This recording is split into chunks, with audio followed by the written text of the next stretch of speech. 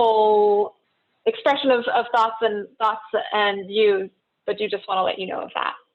To folks who are on the line, members of the public who are observing, we will have, please do ask questions at any time in the chat, and we will be opening things up for questions at a couple points in the agenda today.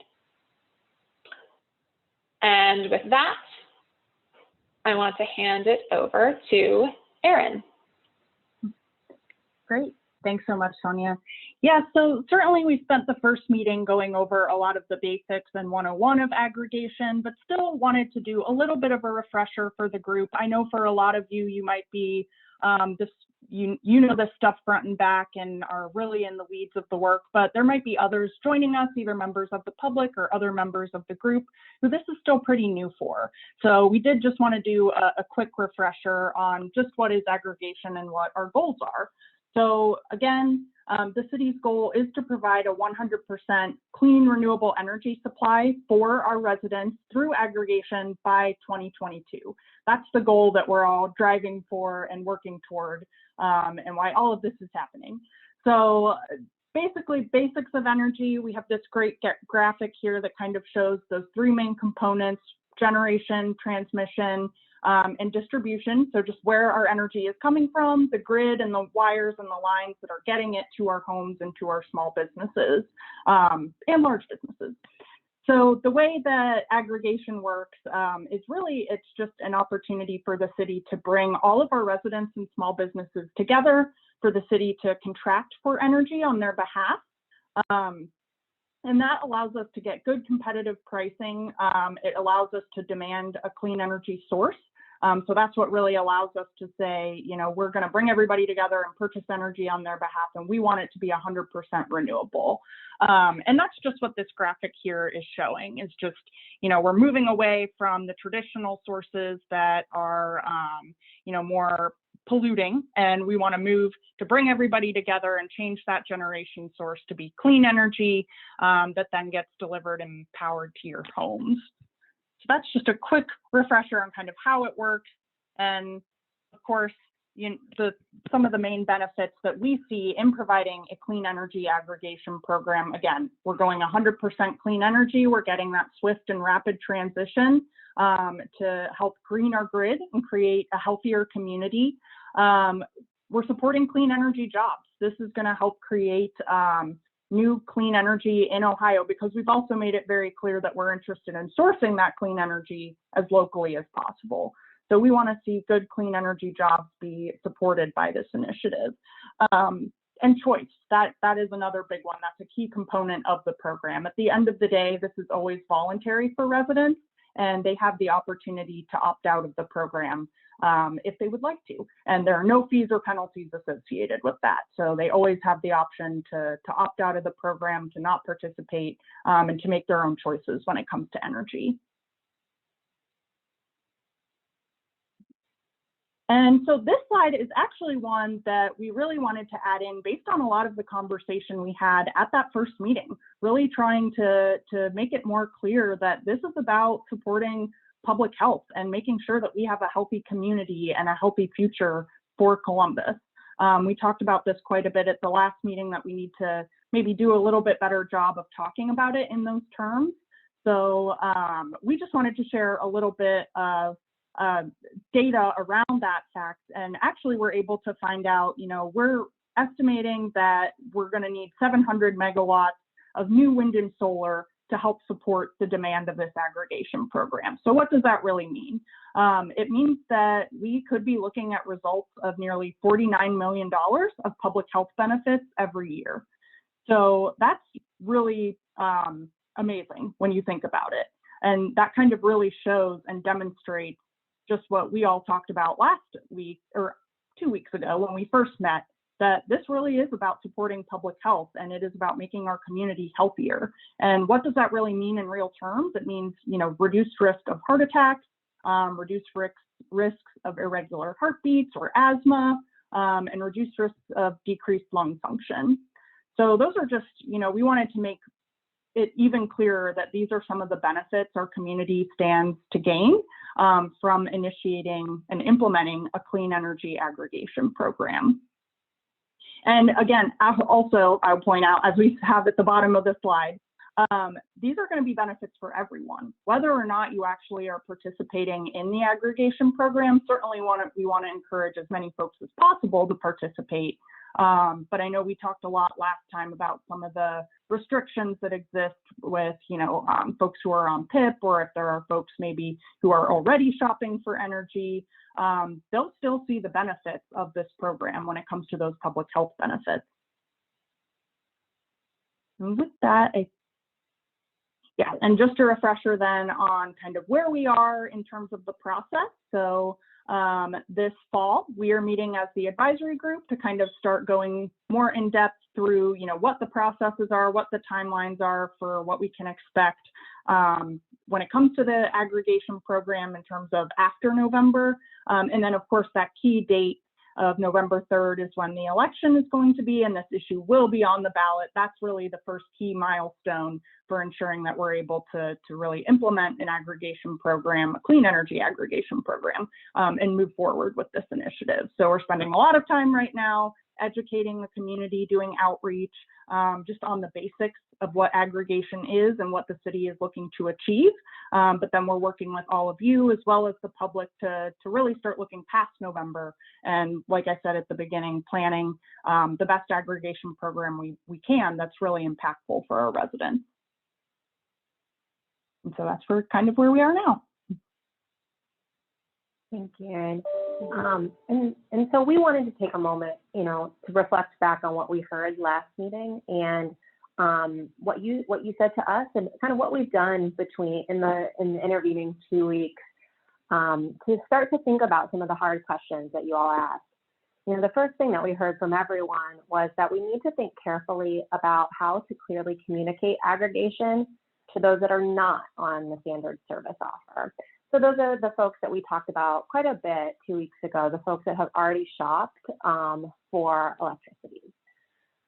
Today, we have some ideas, thanks to our energy consultant, Trey Bell, a sample energy bulletin that we're going to put in front of folks in one of our breakouts. And we would like to test some ideas with you on how to communicate with those folks and how to make sure that whatever we send out will resonate and make sure that people that have already shopped for energy understand the value of aggregation and choose aggregation ideally when they have the opportunity to do so.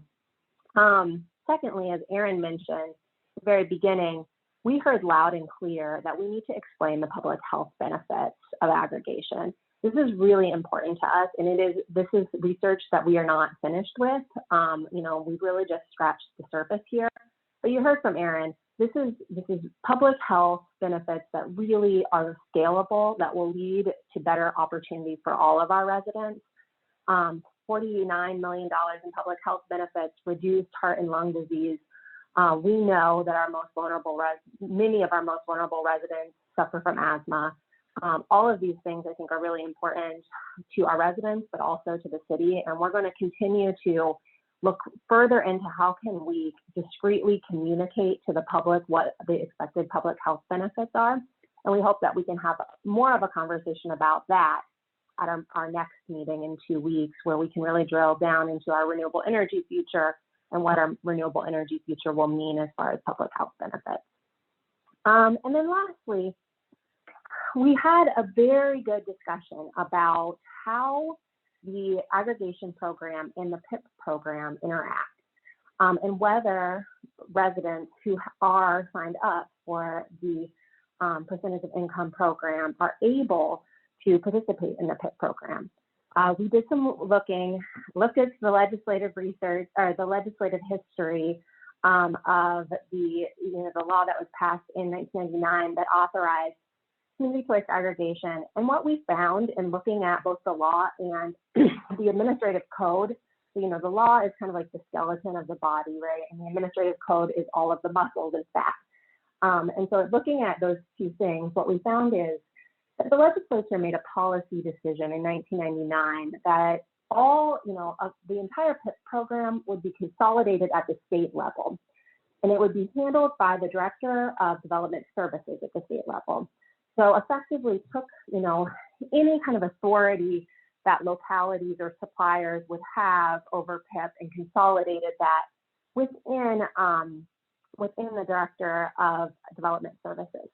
The idea and the goal there was to give the Director of Development Services the opportunity to do just kind of what aggregation does, right? At the local level, consolidate and take all of the PIP customers, make a big bundle of those customers, go out to competitive bid for electric service to supply those customers. And because you're aggregating the entire state, PIP customers receive the best price possible for those customers. We are going to have a breakout today for folks who'd like to talk a little bit more, recognizing these structural legislative limitations, how we want to make sure that we communicate with our PIP residents to ensure that they, have an opportunity, that we have an opportunity to support and engage them in our community programming. We also, as Aaron mentioned, want to emphasize that even though these residents may, by statute, not be able to be included in our community choice aggregation program, they will receive many of the shared benefits of community choice aggregation, including all of those public health benefits that we've talked about, the economic development benefits, the clean jobs benefits that come with community choice aggregation. And we also wanted to emphasize, because I think there was a little bit of, there wasn't a lot of clarity on our part, and then also for all of us, PIP customers, because of the way that the program is designed around, percentage of income, they will still pay less than they would pay under the CCA. And I think that's an important tenet for all of us to kind of understand. So with all this in mind, when you all are choosing breakout and going to breakout rooms, we'll have this slide up for everyone to noodle on and think about, but we're going to ask you to help us think about, how do we communicate with PIP customers? How do we make sure that our program is inclusive, even if there are limitations to who can be included within our program?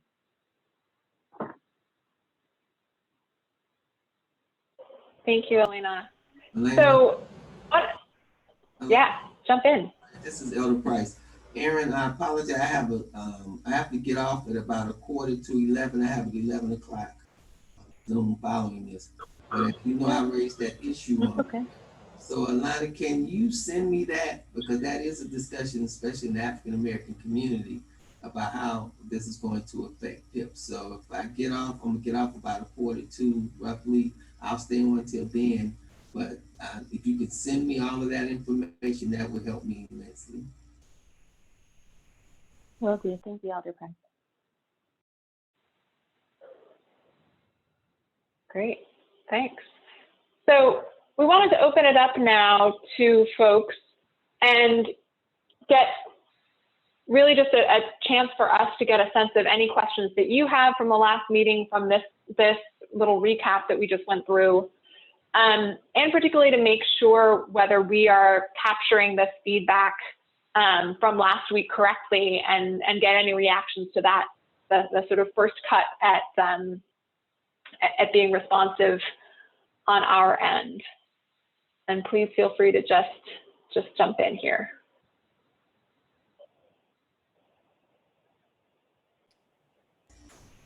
Elena and Sonia and Aaron, we had another question come up since our last meeting, similar to along the lines of with PIP.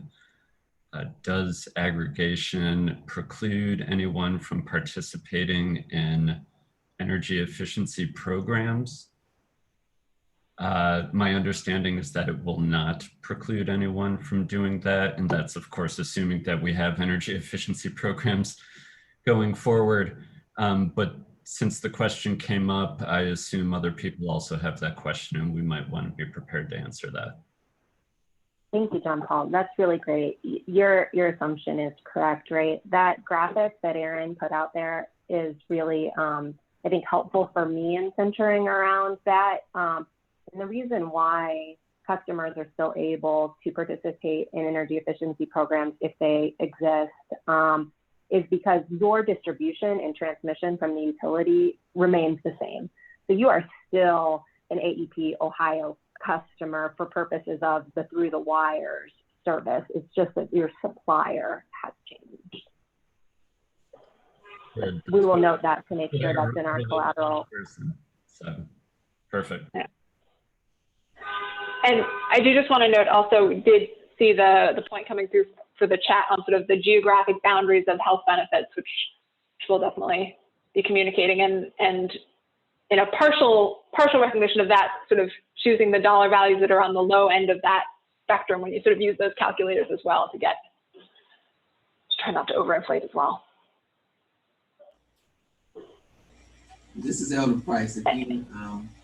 I've had the question about what would the impact of this be on the 14,000 customers who are with, I think, I don't have it in front of me, Columbus, that's with Columbus. How will this impact them too? Will they be paying, quote unquote, for this? And then if they're paying for it, they won't be getting any benefits. Does that make any sense?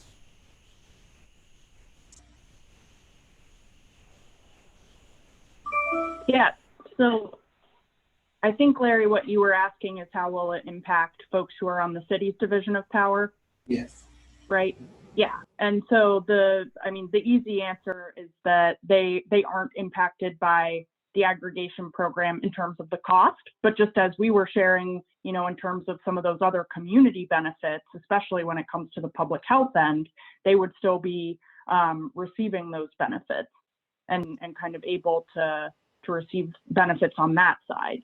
But that's also where we haven't really talked about this too much as a group, and maybe we can get folks information, but the City of Columbus does have very strong commitment to making sure that we're providing our residents clean energy through our division of power. And so I know we've done clean energy power purchase agreements. I am forgetting the percentages off the top of my head, but I think there's a good percentage of them that it is clean energy that's being provided, and maybe Elena knows some of this. But they also have the ability to participate in the Eco Choice program, and it's more of an opt-in program, I believe, but they can actually learn more about that at the city's website at, I think it's .gov/greenpower. I know we have it in the FAQ document that we have around aggregation, so. That's perfect information. The Division of Power right now purchases 20% of their electricity is backed by renewable energy certificates. It'll go up in 2023 to 50%. But as part of this initiative and part of kind of our overall climate action plan, we have a commitment as a city to make sure that our Division of Power is in line with what's happening through this community choice aggregation program. So it's not like, residents that are served through community choice aggregation will be getting a substantially different product than folks will be getting from the Division of Power. Just a little bit different because the Division of Power signs these long-term power purchase agreements. So the ramp up will be different.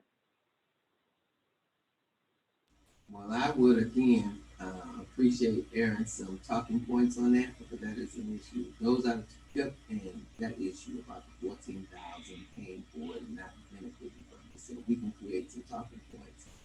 Elaine. Okay. Share. I would greatly appreciate that. Yeah, I think we can definitely do that, and that would be a great thing to share with this group so folks know what strategies the city has for our own division of power and when it comes to our own power. So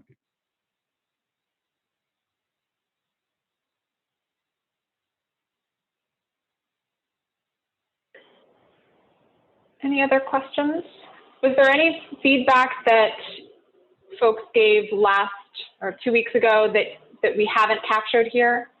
Anything major that we're missing?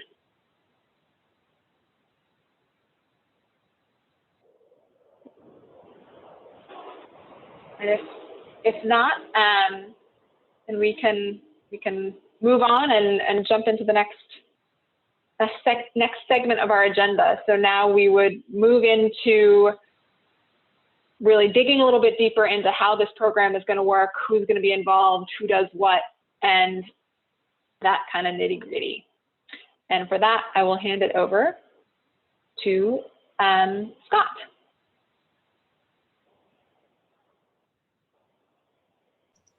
There we go. Can everybody hear me okay?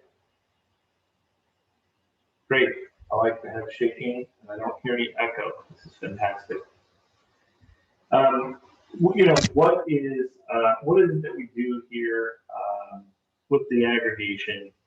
What will Trey Bell be doing? What will the aggregation in general with the city be doing from a day-to-day work on this aggregation? And we just want to discuss that with everybody to understand when you're speaking with your constituents or your friends and family, who do you call? What what should they expect? First of all, you know, the work of contracting with an energy supplier is interesting because we work on this. We're already working on in specific to Columbus, the MSA, which is the management service agreement between the city and the supplier. And in that contract, what we're looking at is, as I think we've mentioned before, that's going to happen in November, the MSA, November, December to be finalized. But we're already working on that document to create it. And really the contract is talking about the details of the actual program. And as any good contract, you talk about who, what, where, and when of the document. You know, we're dealing with the details, the planning. What is the term of the program? What are the specifications in it? And I know that we've been telling everyone we're going to have clean energy. We're going to be, you know, by 2023-ish, we're starting 100% Ohio renewable energy. We actually, you know, capture that concept inside of the MSA. Myself, along with my council, legal, is making sure that we've dotted I's, crossed T's, make sure that it's compliant, that we're working to minimize the risk to the city. This is a large part of what the contract negotiation does. Is we're just trying to minimize the risks that are involved in surrounding that. In addition to that, what are the expectations going forward with this MSA? Meaning, what is the ongoing reporting? What are their obligations? And so we're working on making sure that those types of things are included in the contract as we're contracting with the energy supplier. And just to digress for just a moment, I think everybody knows we've already gone through the RFQ process to determine and hear from various suppliers to make sure that we're you know, we're working through a fair and open process. So the next piece here is enrolling or disenrolling all eligible customers according to their preference. At the beginning of the program, I think everyone here understands, hopefully at this point, that this is an opt-out program. What is opt-out? It means everybody that's eligible, that word is important, eligible, that is not using their own supplier and is not PIP and is not mercantile customers. Those are eligible customers that are not using those three things. It will receive an opt-out letter from the supplier and the city and be given 21 days to read through that material to determine if that's what's best for their household or business. And so that process is mandated by the PUCO and can't be circumvented. So everyone will have that opportunity to do that. In addition to that, over time, Columbus is an enormous city, as you all know, 14th largest city in the United States. There are new accounts opened all the time for various reasons. People move, people close their business, new businesses open. So how do we get to those folks? How do they even know this program exists and is available to them to participate? So what we call periodic sweeps in our industry. We sweep, meaning we get a new updated list on what will be no less than quarterly in this case, to get all the new accounts that were recently opened. Those accounts will be then sent a letter to them, an opt-out letter, and given 21 days to review, just like we did at the very beginning of the program. And they'll be given their time to review it, decide whether they want to enroll or not enroll. And if they don't want to enroll, they send in the letter, or they can call a toll-free number.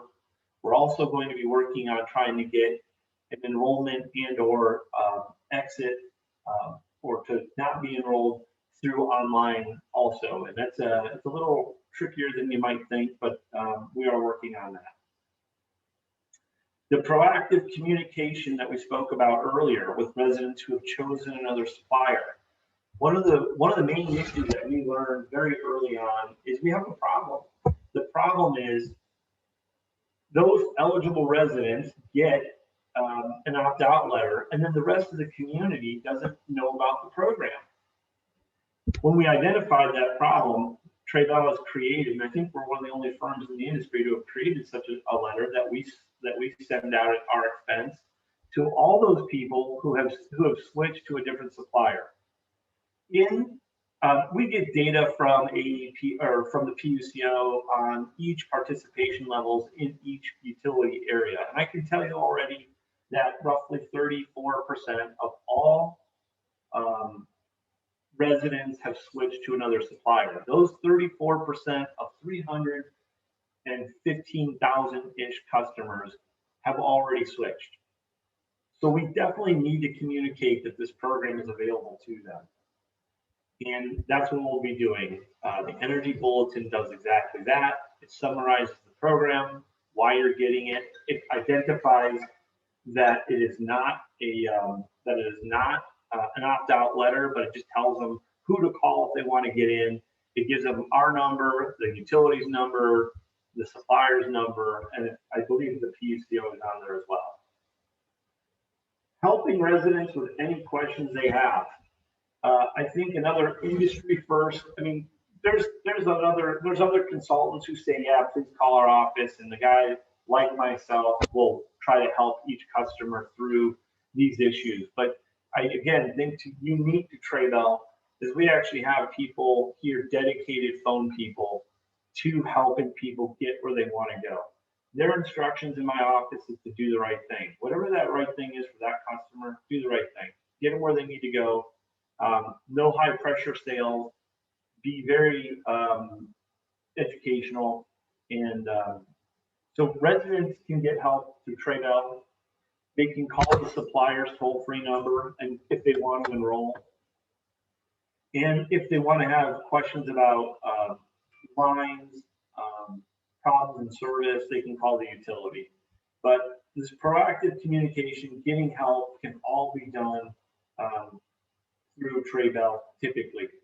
The calls, just everybody here, if in case you're not sure, the typical calls are before the election. What are the details, program details before the election?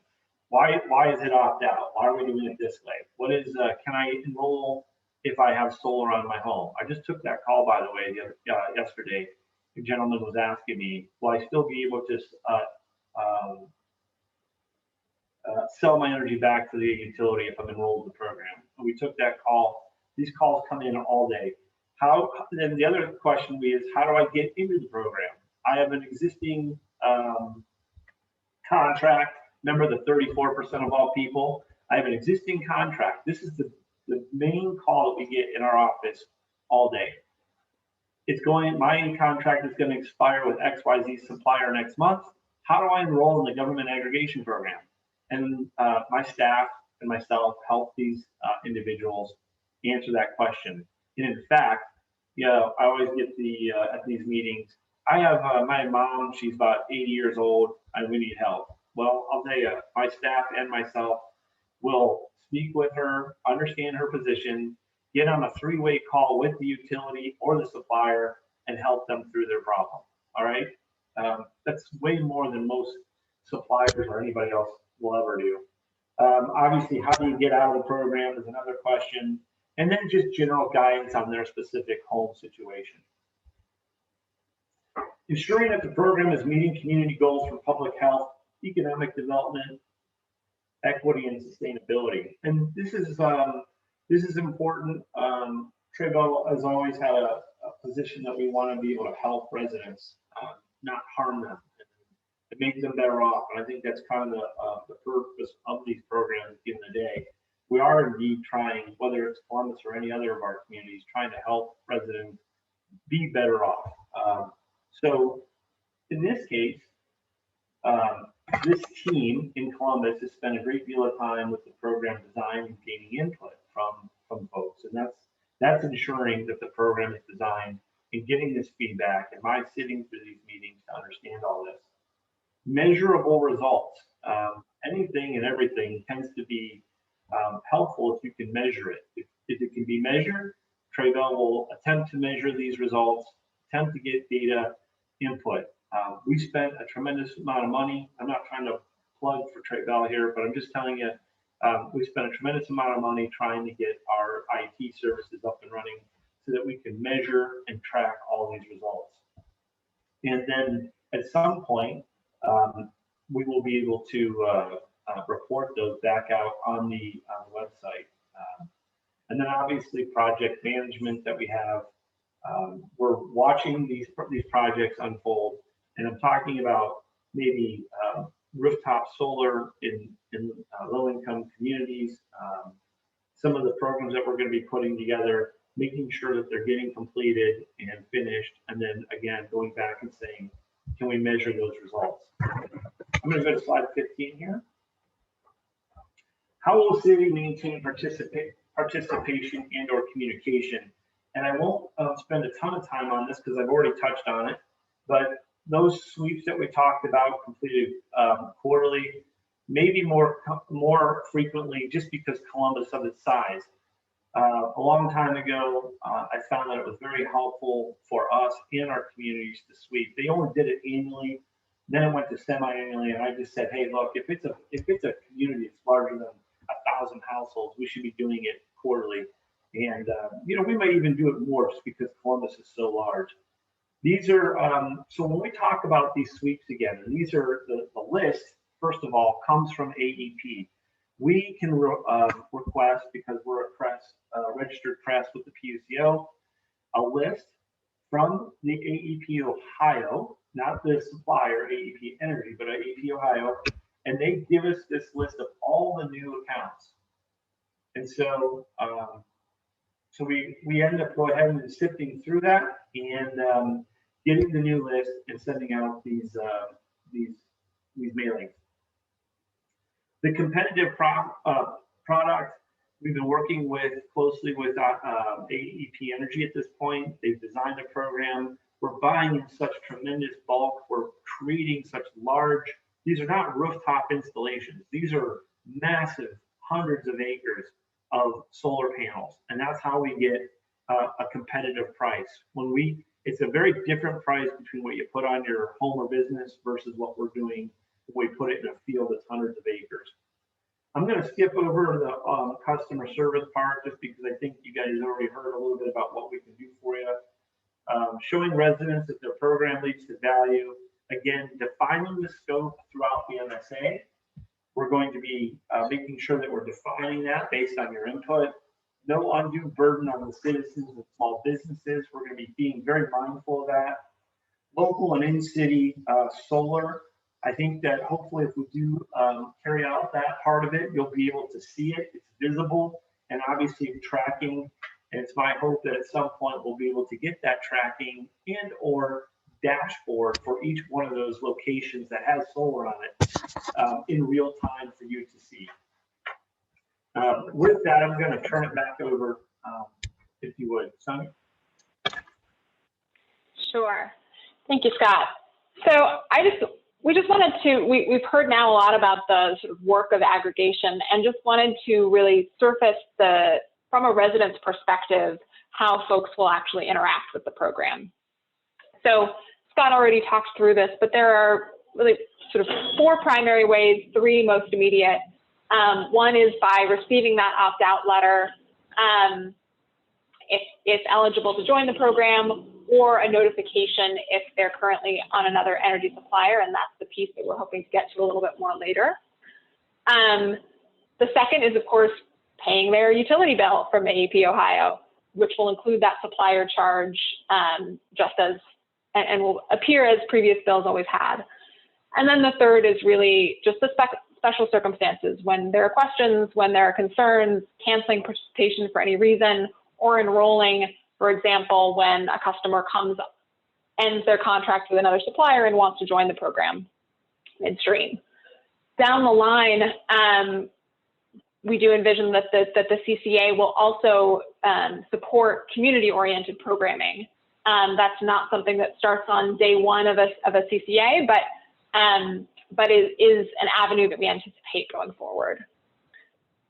And just to kind of diagram that out for folks, you know, from a customer's perspective, this is how those three touch points interact. So you have the opt-out letter that will come sent from the supplier, but on behalf of the city. So it's gonna, from a resident perspective, going to seem like a piece of city communications. Then there will have the energy bill coming from AEP Ohio, and questions and concerns. Scott has ably explained how Trebell will help triage and help customers sort of interact with any questions that they have with the system. And then, you know, sort of behind the scenes, there is obviously the relationship between the city, which will have the supply contract with the preferred supplier currently as AEP Energy, and that electric supply will be running through the poles and wires operated by AEP Ohio. So hopefully that helps. I know there are a lot of players here. We talk about a lot of different communications, but at the end of the day, hopefully this really should be the opt-out letter, that bill that everyone's getting anyways, and then just the sort of outside questions, concerns, sort of how people think about major changes in their status. Thank you, and thank you for Laura for the message. Yes, that is definitely, I will just say the community goal piece, we'll talk about that some today. That is the total focus of meeting 4. And so we're building up to that, but fully noted. And with that, want to just dive a little bit more into roles, and I'll turn it over to Sam. Thanks, Sonia. Sounds like you have a dirt bike outside your window there. It's quiet here though. So I'm going to talk you through our team. So we've got 3 different entities. You've got the city team, the Trebell team, and the AEP Energy team. At the city, we've already heard from Erin Beck today. She's going to be handling the policy.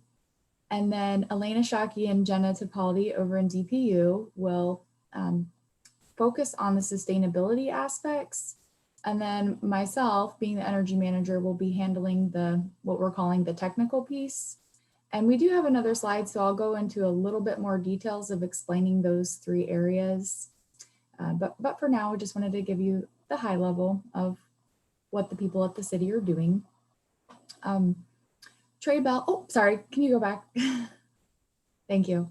So we already also heard from Scott Belcastro today with Trebell. Trebell is our CCA consultant. And then we do, of course, also have AEP Energy as our preferred energy supplier. And I believe I saw Frank Wilson on today. And then Scott Slisher will be our Chief Solutions Officer.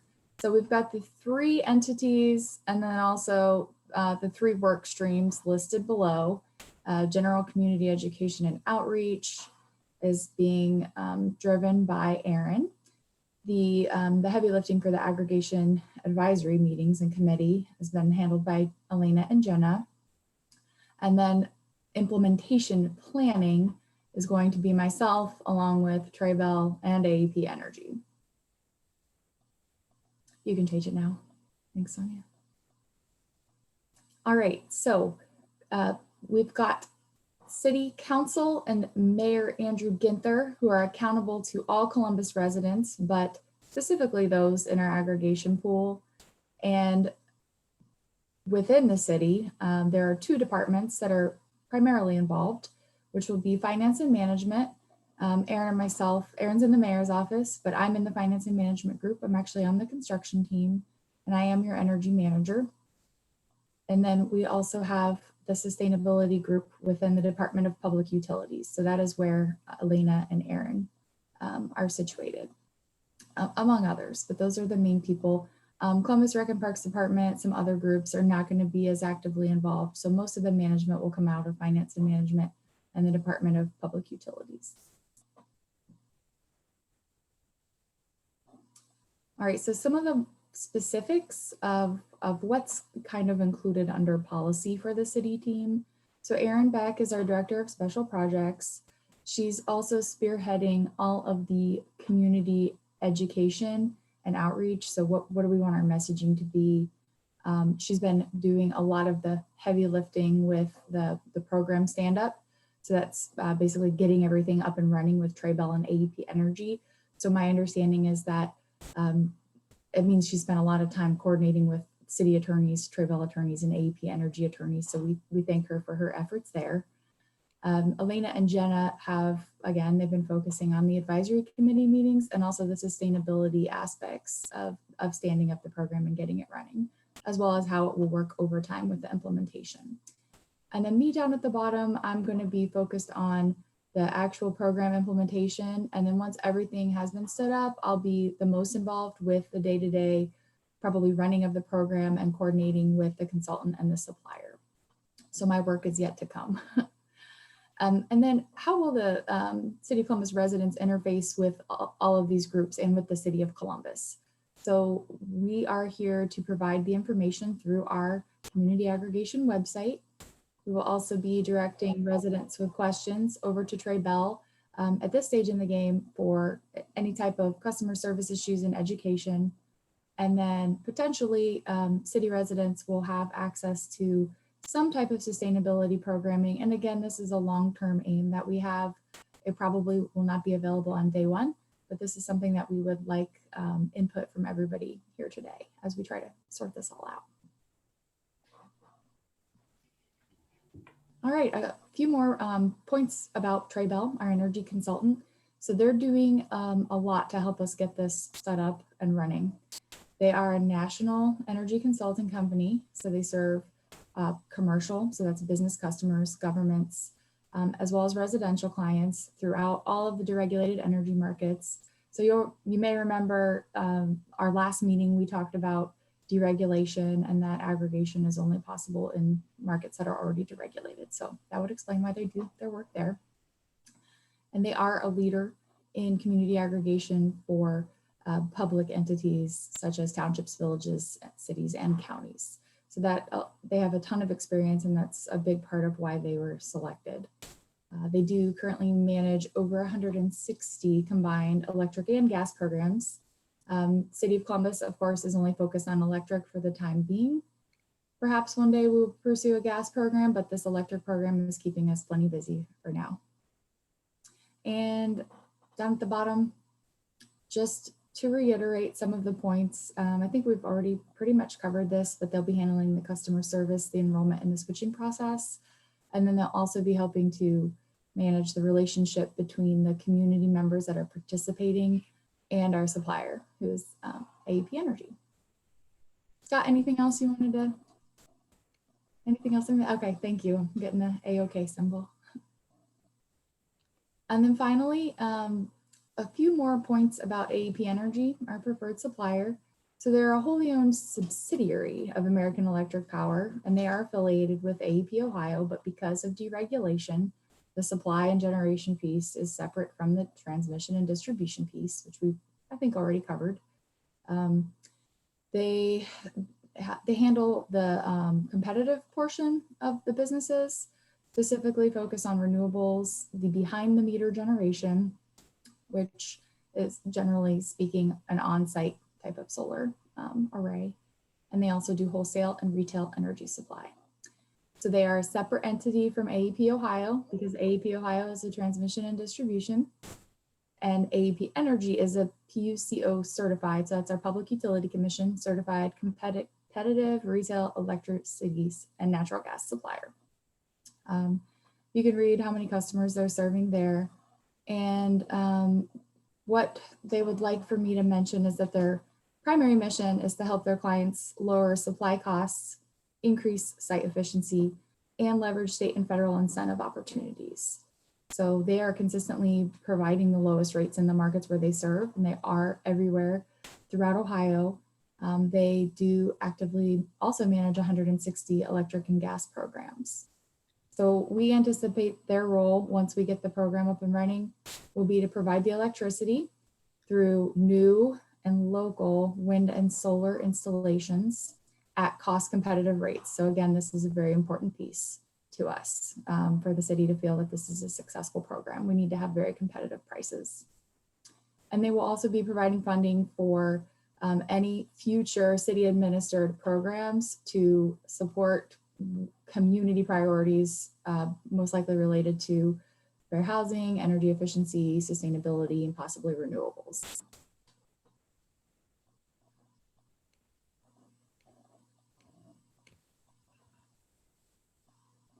All right. We're turning it over to Scott to just talk a little bit about the governance and operations plan, and then we'll move to questions right after. Sure. I believe you touched on it a little bit already, so I won't spend a tremendous amount of time on it. But the plan of operation governance plan is a PUCO required plan, and once the ballot initiative is completed, we need to then have this plan discussed publicly and then approved by the council, the Columbus Council. So the very first thing we have to do is, once this plan of operation governance is, once the ballot issue is approved, we have to put in the newspaper 2 public notices for 2 consecutive weeks. Not every single day, but once for 2 consecutive weeks. And then that notification in the newspaper talks about the 2 public meetings we need to have. I'm going to tell you guys, the plan of operation is the general, and I say general, roadmap for how this program will be managed. It is a very boring document, and I'm telling you, most people don't ever come to my meetings when we talk about this thing. It talks about the definitions, how it's set up. It talks about and identifies very mundane things like that it is a opt-out program. Okay, that's first of all, that it will, each customer will then have 21 days to opt out or decline the participation. If you leave the program, come back in and relocate within the city, can you get back into the program or be maintained again? It talks about identifying that there is a consultant involved. It talks about that there's a supplier involved, all the definitions behind each thing. What is a participant? What's government aggregation? Delivery charges is identified in this. How is the program to be managed with and through the city through a consultant? So we work together collaboratively to do that.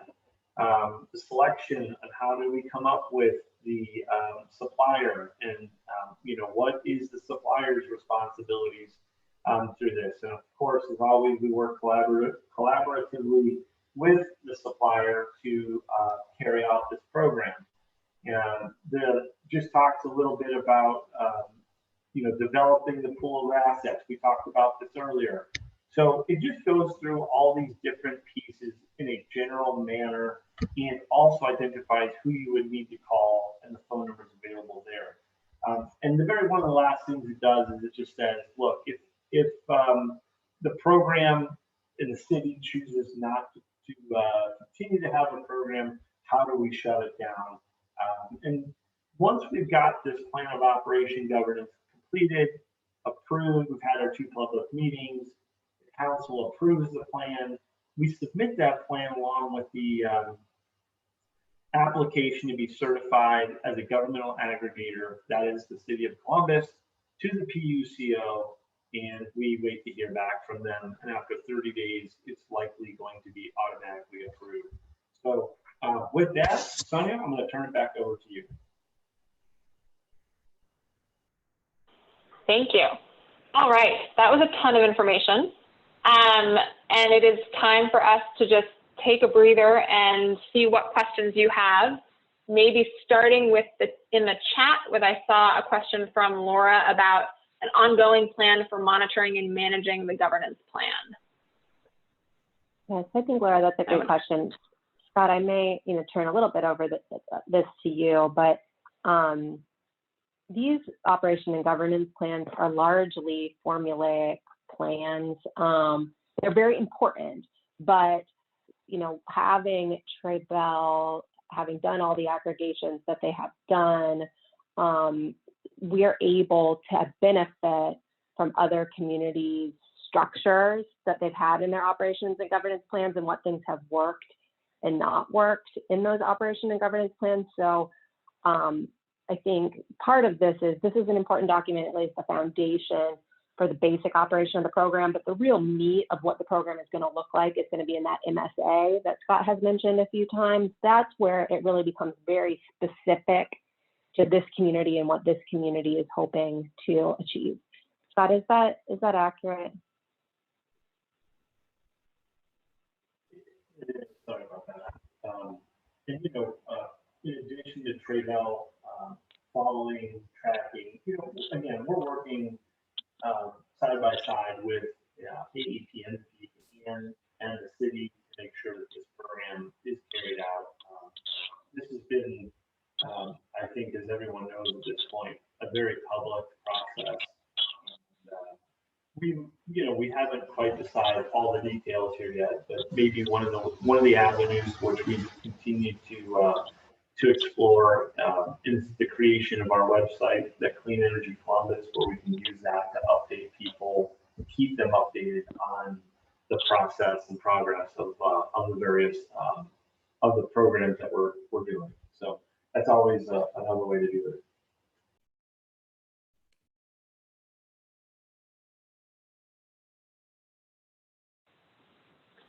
Thanks. I see another question that came in the chat around community input, and one on sort of the number of customers and sort of expectations around enrollment rates and switching rates. I think, Scott, the specific question is how many or what percentage of people do you expect might opt out of the program based on past experience?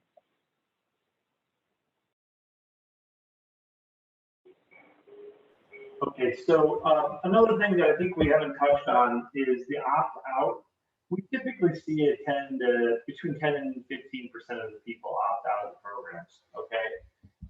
In addition to that, you've got another letter that is regulated, mandated, that gets sent out by the utility and provides each customer an additional 7 days to opt out. And you could see anywhere from 5 to 10% there opting out. And unfortunately, in my opinion, that letter from the utility is extremely confusing all the time. I keep asking the PUCO if we can have some input on that, and they never really tell us that we can. But we just have to make sure that people know that it's coming. I like to, I have in the past notify people of the opt-outs that it's coming from the utility and to be aware of it. That sometimes helps minimize the number of people who get confused by having the letter and reduce the number of opt-outs. Okay. So my question. So my question is the 34% who bought, power from, somebody other than AEP Ohio's supply. Are a lot of those buying renewables, or is that kind of a mix of customers? And you say you can actually mail them so they can switch to our program. Is that correct? Correct. I mean, those customers, it's their choice what they want to do. They can go full brown energy. Most people, as you may know, shop for lowest price or what they think they're getting as lowest price. But clearly, there's all kinds of offers online about what, if someone does feel passionately about having renewable energy, they can seek that out. There's obviously, and And, you know, the Apples to Apples website, the shopping site, or at least the notification site, I should say, is available, and that's where a lot of people get information. Mark, you had a second piece to that. Did I answer it? I'm sorry. Well, yeah. So, like, because I buy clean energy through AEP Ohio. I actually had a conversation with Scott, and he goes, "Yeah, you should, you know, get out of that program, get onto this program." But yeah, well, sure. I mean, you know, we should all be in this program, I think. Yeah. But do I have to wait until that agreement's up, or I mean, I haven't really read it very closely, so. Yes, the answer is, and this question comes up every single day here at Trayvell. My recommendation is always first call your supplier. Please call them.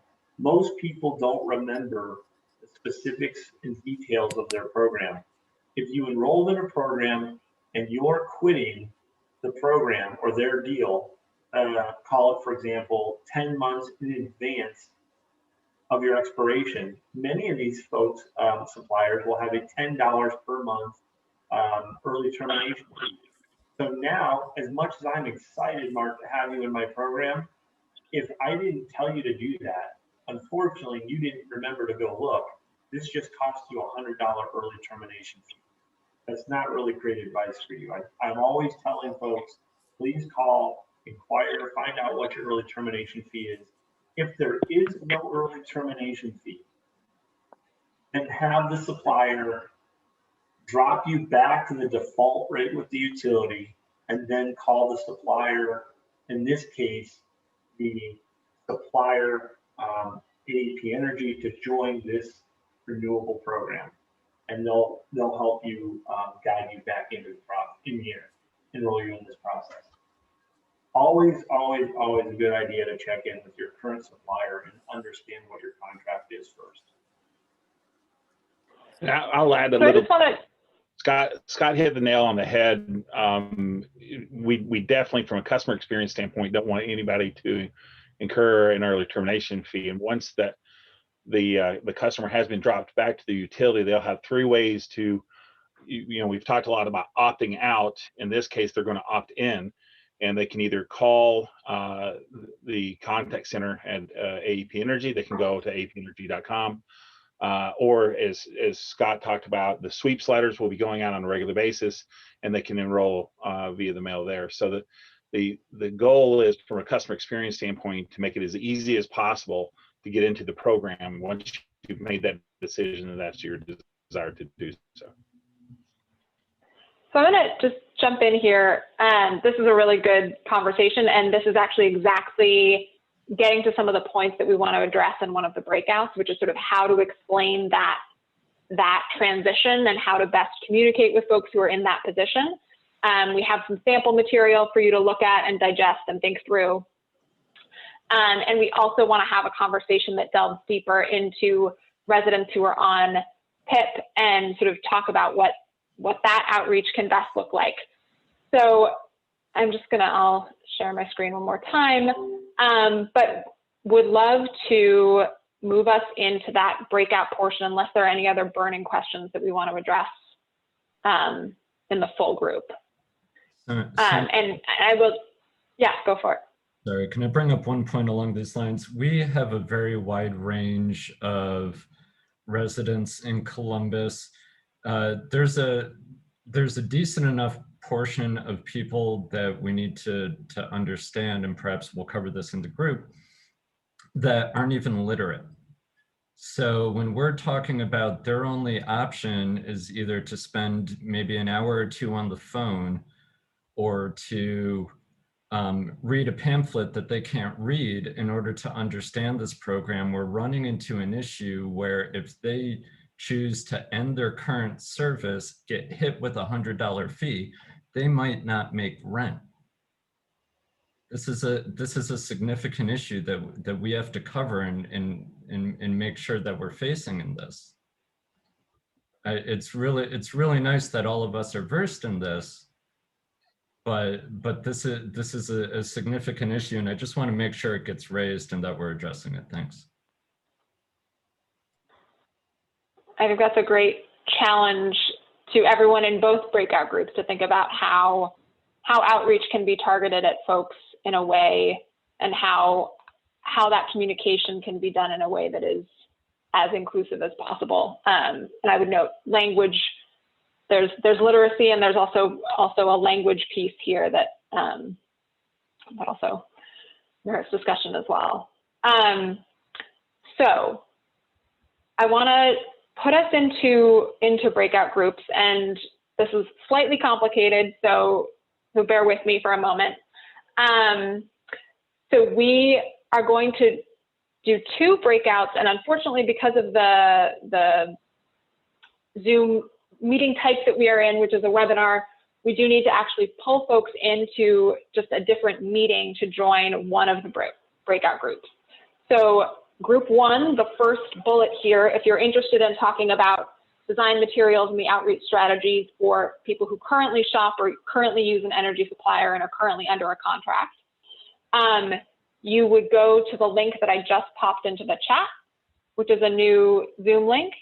And the second group, folks who want to talk about how we're informing and engaging and supporting residents on energy assistance around the aggregation program, would stay in this room. We will have a conversation for about 15 minutes and come back at 11:25 to close. I think depending on the timing and how excited folks get in both groups, we can also do the closing in breakouts.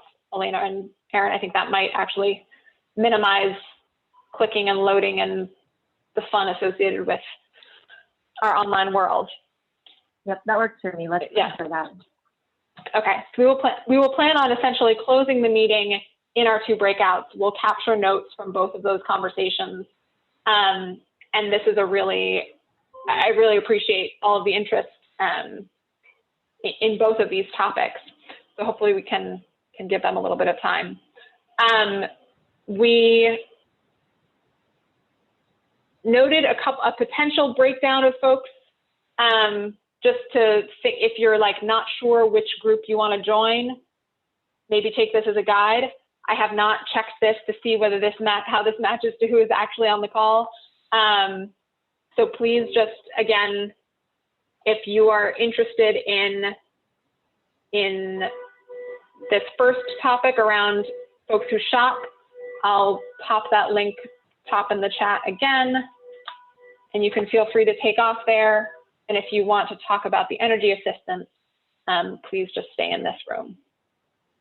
And we'll give folks a minute or 2 to make that switch.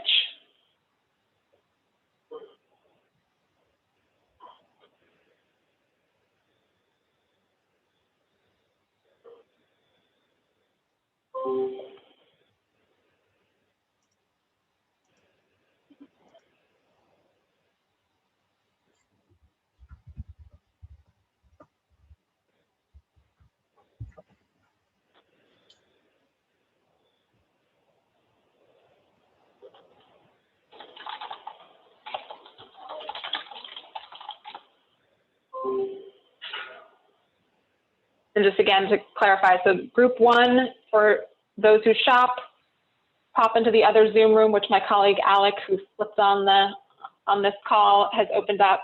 Jenna will be facilitating that, and I will facilitate the conversation here.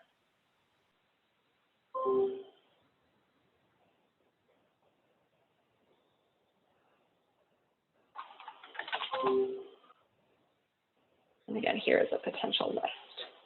All right, we are down to 8 folks in this group, so I think we are at critical mass. Hi, everybody. I can almost see everyone. Okay, so let me jump ahead to our discussion. So really want to get in, I'm actually gonna exit here so I can also take some notes while we go. We wanted to talk about the challenge, the quite frank challenge of the fact that this program that is really intended to generate benefits for for all of Columbus residents does have statutory limitations on who we can bring into the program once it's launched. And recognizing that fact, think really intentionally about how the city can reach out to residents. What is the experience currently of folks who are on energy assistance, who are coming into the PIP program? How are they interacting with that program?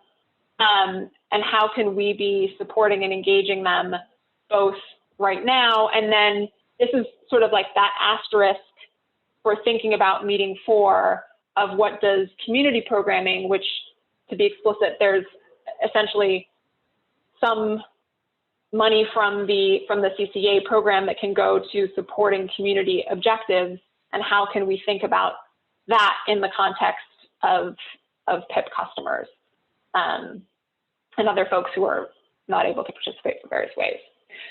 So I wondered if we could start this off with me maybe putting Beth on the spot for a moment, because I know that Impact works a lot with intake around the PIP program, to just kind of lay the land so that we're all kind of on a similar understanding of some of the issues here and how you work with these residents. Sure. We enroll probably 20 to 25,000 people a year just at our site in the PIP program. And like it was said earlier, it's the percentage of income payment plan of where you come in, and we take a look at your income, and you pay, if you're electric only, up to 10% of your income for your electric bill.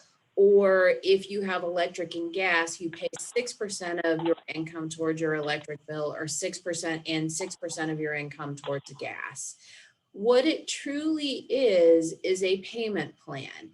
So you're only paying the percentage of your bill, but you've got to pay that same amount on time every month for 2 years to have it forgiven the additional amount that you would typically owe in a month. And if you don't complete that 2-year payment plan and cycle, then all of that back bill that you haven't been paying becomes in arrears, and you're responsible for all of that. So most people come to us because they know that they can't afford their whole bill, so they're only paying part of the bill. And I think, is there anything else specific, Sonia, you want me to talk about how it works? People have to certify every 2 years to qualify for this program. And you get in a lot of trouble. We've had people come in here with $5,000, $6,000 bills because one of the things that people do is they don't pay in the summer because they're like, oh, I don't need this in the summer, or I don't need this in the winter. And then they mess up the promise of the payment every month and end up owing all of that money in arrears. So that's just a little bit about how the program works.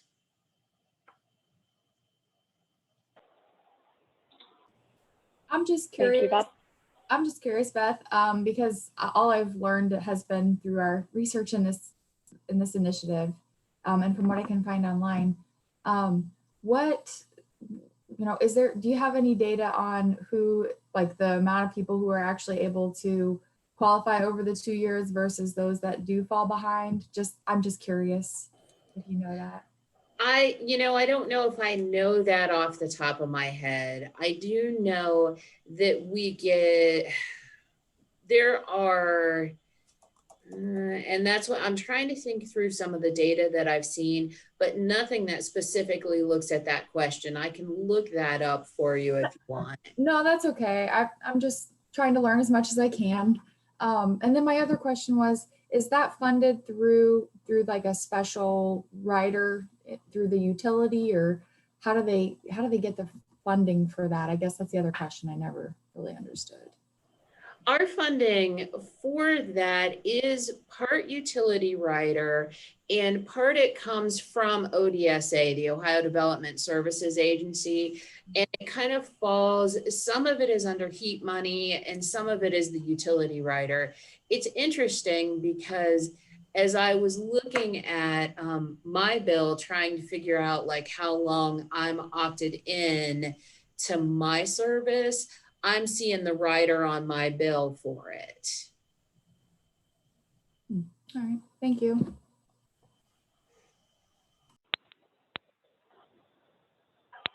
I guess one other question that I have for customers coming in and joining PIP, or so who need to enroll in PIP, do you ever find that folks have already shopped for, are they ever already in one of these contracts with an alternative supplier where they have any termination issues, essentially moving from some other supplier into the PIP program, or is that an edge case that doesn't pop up? Does that make sense as a question? It does make sense. And I haven't heard of anyone who's come in and had a hard time getting on PIP because they've already shopped. I feel like people who come and get on PIP, they're not going to take the time to shop. They're not going to look around for that because they're more desperate about money. They're looking for, how can I manage to pay my bills every month?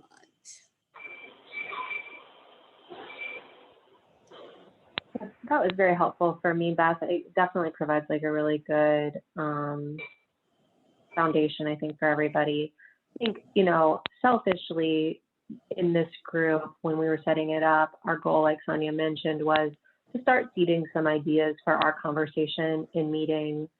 For so, you know, there are these statutory barriers. It's not to say that we couldn't, you know, down the line try to lobby the General Assembly for changes, but I think we all recognize that there's a major structural barrier there. So we wanted to spend our time really thinking about, okay, now that we recognize this structure that we're going to exist within, what can we do within our community programming to make sure that we're supporting and engaging folks that are PIP customers, because they are still able to benefit from that programming. So I know Sonia is probably going to lead this, but I'd love to spend our next 10 minutes really thinking through that, because it will help us as we design meeting 4. I thought of another question. Do we know, sorry, I'm jumping in over Sonia. Beth, do you know how many total participants PIP has on the average, or like a percentage of the customers from the utility? Just trying to get an idea of the scale of the participation. You know, I don't know the answer to that question. Mm-hmm. So if you think about the scale, 20,000 from our organization, and we're one of 2 organizations in Franklin County who does this, and people can just sign in on their own too. I would say it's still a low percentage of people who do this. Thanks. Right, I'll be quiet now. Sorry. I think if I remember correctly, Scott from Traybell said in our last meeting that it was 15% were PIP. That seems awfully high, Laura. Wow, but I will check. Total of 45% that were ineligible. Let me find my notes. I mean, he would know better, but.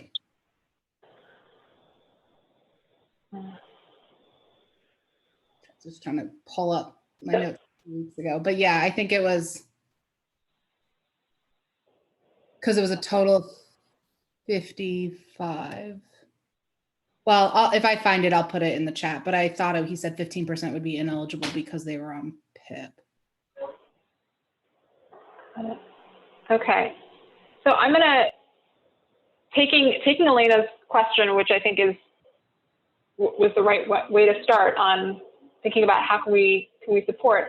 I'm just curious to hear folks' ideas, particularly as we do think about how the program can sort of attempt to mitigate in some ways some of those structural barriers, or you know, recognizing that there are still going to be community-wide benefits in terms of public health, in terms of potentially some of the jobs and economic development.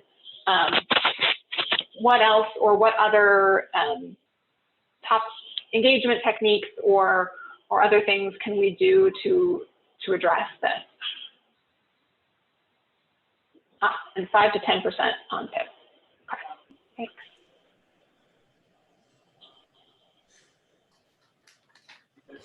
So is the question, how does the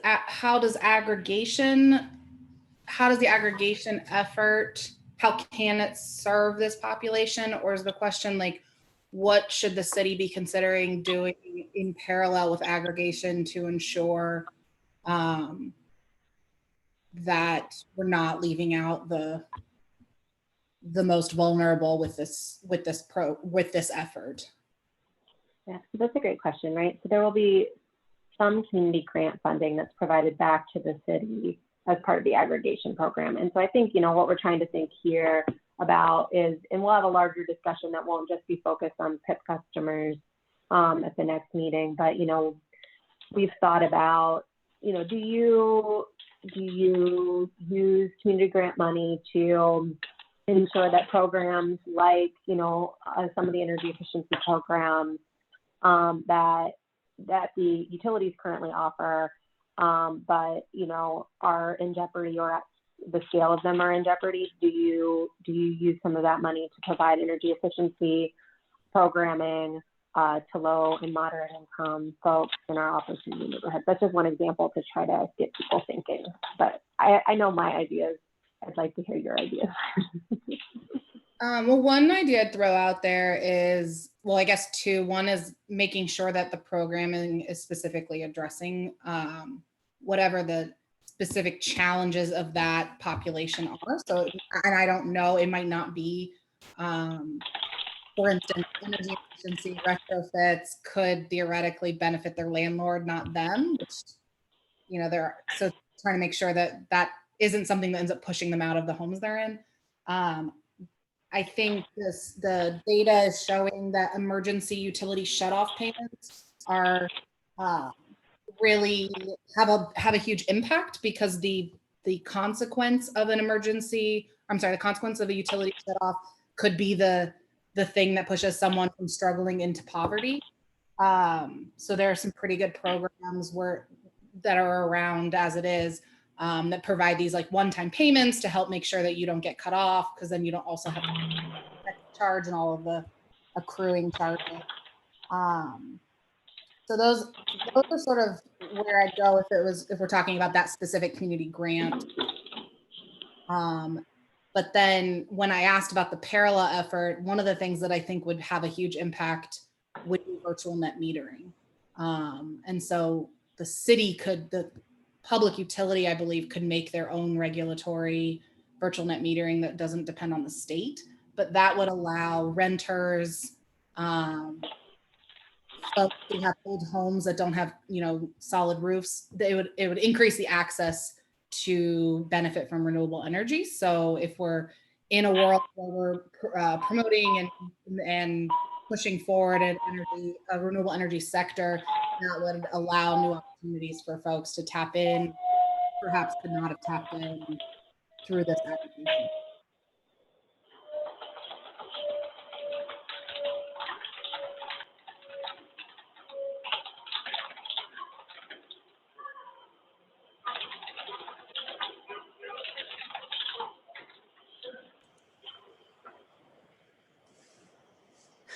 One of the main things that I'm thinking about is just real basic. Why should I care? If I'm on PIP, I have so many things.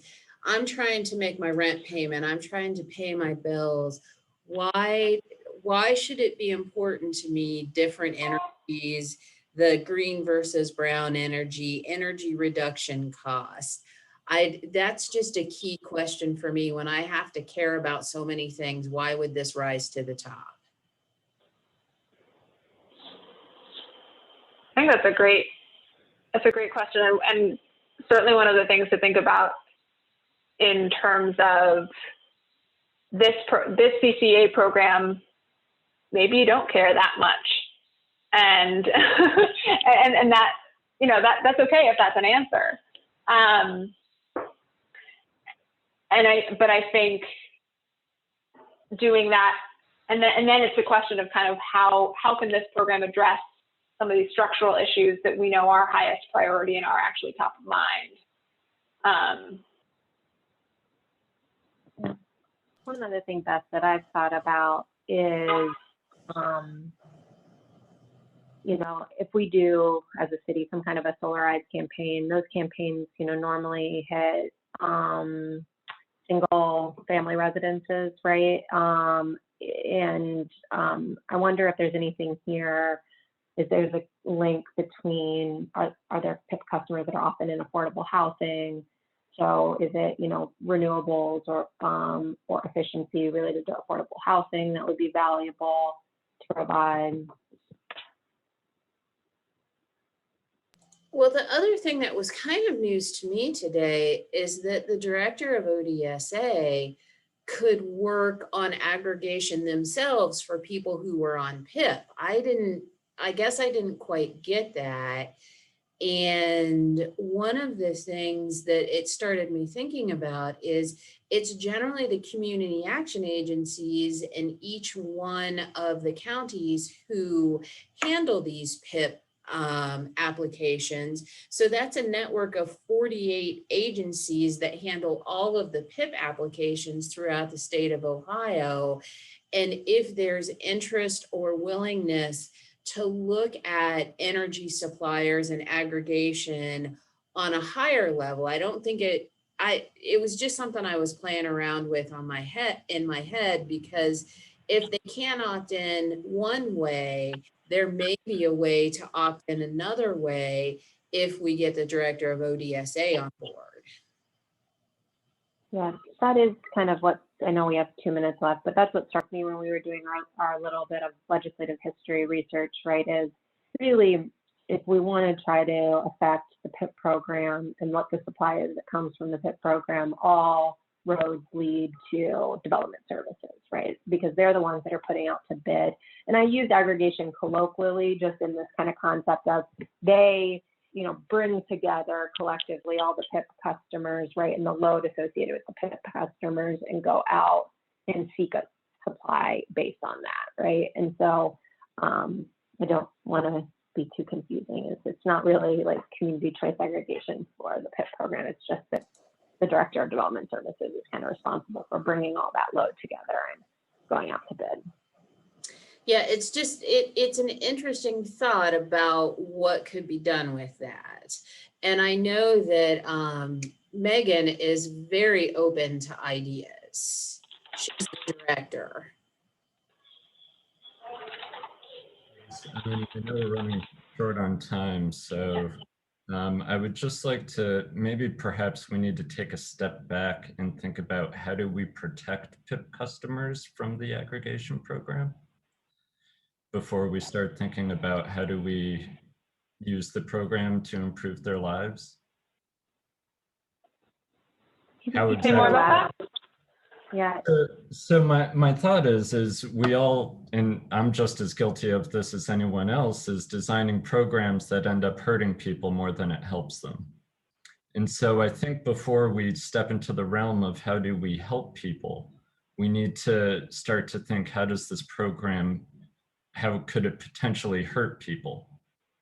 So especially when we're talking about at-risk communities, we need to have a consideration for what are the unintended consequences of this program. So like the one thing I mentioned before is if somebody, let's say someone on PIP is all about contributing to solutions for climate change, which is a wonderful thing. And then they decide to drop PIP and join the aggregation program. Do they get hit with a fee? What happens to their bill? What are all these things that may happen for somebody who joins the program? I don't know if we're going to come up with the answers to these questions unless we're actually asking the community.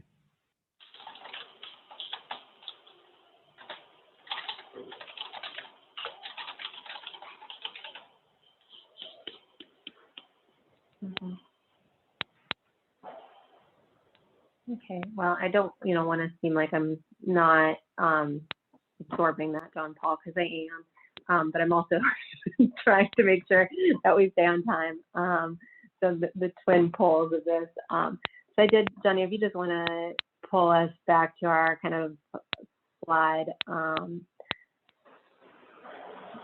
Thanks everybody for today. You know, we always try to cram a lot of information in, and today was hopefully, you know, starting to get people thinking about the governance and operation of our program, starting again to kind of spend a little bit of time understanding the players that are at play in this program, and you know, thinking about how the program will actually function and who's doing what and why are they doing it. I know that this is a question that comes up in the community, right? So we wanted to make sure that we gave you all as kind of ambassadors who are talking to others the information that you need to understand what's the role of Trey Bell, what's the role of AEP Energy, what's the city going to be doing.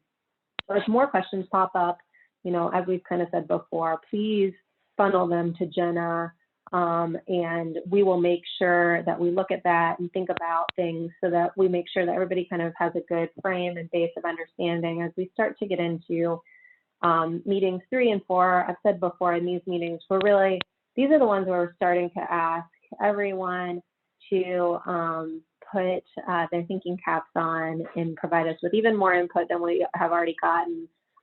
Next meeting will be October 8th, and we'll be talking about Columbus's renewable energy future. And then, you know, the real heavy lift will be meeting 4, which is talking about our community priorities and sustainability goals. So this conversation today has been really fruitful. And, you know, October 22nd is not the end of our conversations, but it's kind of the end of these 4 planned meetings in advance of the ballot initiative. So, okay. Sonia, did I wrap up well enough in 2 minutes? You did. Thank you. And yeah, if anyone, any final comments? Anyone who didn't have a chance to speak? Catherine now? All right. Have a great Thursday, everyone. Thank you, and see you in 2 weeks.